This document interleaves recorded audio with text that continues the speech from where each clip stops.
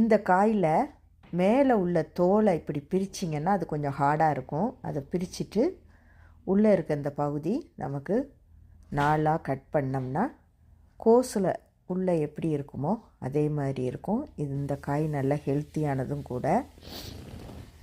இப்போ இதை எல்லாத்தையும் இதே மாதிரி கட் பண்ணி எடுத்து வச்சுக்கிடுவோம். பார்த்திங்கன்னா கோஸில் உள்ள பகுதி மாதிரி தான் இருக்கும். இப்போ எல்லாத்தையும் கட் பண்ணி வச்சுருக்கிறேன். இது அந்த தோல் பகுதி. இப்போ இது இருக்கட்டும். இப்போ ஒரு கடாயில் ஒரு 2 ஸ்பூன் எண்ணெய் ஊற்றிக்கிடுவோம்.